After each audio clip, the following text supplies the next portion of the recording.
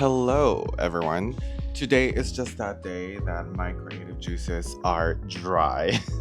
And when the days that this happens and I still want to post something on YouTube, I have a few books that I'd like to recommend for those of you who are tapping into their creative flow and sometimes on the edge of not thinking and exhaustion and burnout by consuming so many content too, and then finding inspiration. So yeah, it can happen sometimes. So stay tuned. I think it's pretty normal to sometimes run out of ideas and inspiration, even though that there is AI, but there's also that feeling that I wanted something to create organically by myself without using the speed and bypassing a few approaches, if you guys know what I mean. But for those of you who are just starting and you want to improve your content creation and also provide more clarity with your design and style, and I would highly suggest for a lot of you who are beginners, is look into fonts. And because of that, this is also the book that I am recommending. I've always loved fonts. I've always loved how fonts provide appeal, personality, and especially if you are in marketing, that is so important. Steve Jobs heavily focused so much on fonts too, for those of you who don't know it. This book provides context to some of the history of some fonts like Helvetica and Comic Sans, and that's really helpful. And also, for those of you who are probably just a novice user, and here you'll have an understanding what the difference of sans serif and serif is. I love art, and I'm not a big artist or an expert artist, but I think my affinity to art started back when I was younger when it comes to graphic and design. And I remember, for those of you, I'm probably too old to mention this, deviant art. I'm not even sure if they still even exist. And the days of Tumblr and blogs, that was really the time that I was getting to explore my knack for aesthetic and design, even though I didn't have like a formal training. All of the things that I do and implement in my design is coming from experiences as well as coming from inspiration that I've consumed from Pinterest and so many other behinds out there.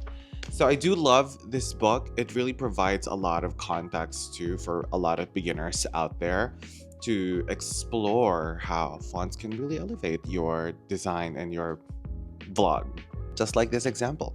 I recently discovered this book, The Creative Act by Rick Rubin. And I know this book has been out for a very long time. And when was this published? I hope it's stated here when was this published. This is copyrighted 2023. Am I dreaming? No, I don't think so. So it says this book was published January 17 of 2023. I bought this just last year. For a lot of you who wants that push and finding that creative inspiration, I think this is the perfect book for you. And I actually did read this the first time when I was in shrooms. I know, but whatever. Every passages just taps into your artistic or your ethos about design and poetry and literature, for those of you who understand what I'm talking about. And it also tackles finding some development to yourself when you're creating something or you're creating an art. At least that's my experience from it. I think it's so normal to suffer from imposter syndrome and being too self-critical about your own art and creating your own craft as well, that you tend to criticize and magnify a lot of imperfections.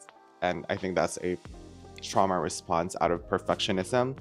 I like this book because there are chapters in the book too that provides you a code that is so helpful. And just like the passage from this book, art is choosing to do something skillfully, caring about the details, bringing all of yourself to make the finest work you can.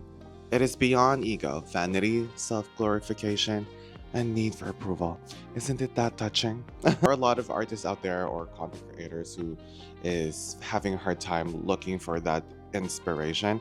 I would highly suggest this book, The Creative Act, A Way of Being. Check it out. This is probably a no-brainer if you're also a business owner or you are an entrepreneur. And this provides a lot of context to encapsulate all the books that, like in this 3 books, to just help you have that guidance, how to find that discipline, and how to build that good habits, and how compounding interest plays into the good habits and to a better outcome in the near future, or whatever investment you want to put yourself or you want to put time into. I like this book. I probably have seen so many reviews about this book, Atomic Habits by James Clear. And for a lot of you who's into interior design anthology, but I got this book when I was traveling back to Manila.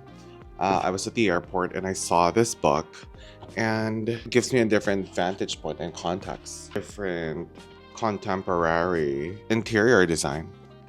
But yeah, nothing special.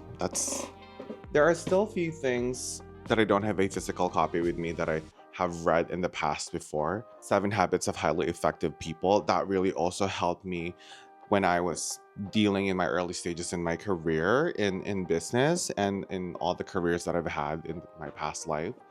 So these are my top books that I would recommend today. There's a big discourse right now what's happening, I think, on AI. And as much as I want to, I don't know, take a shortcut, if that's even a word, I just feel like it defeats the purpose of what it feels and what it means to be human when producing art, right? Thanks for watching, and let me know your thoughts in the comment section down below. Please don't forget to follow me on my social media accounts that'll be flashing here on the screen as well, and that'll be linking in the description box down below. Thanks for watching. See you in the next. Don't forget to subscribe, and goodbye.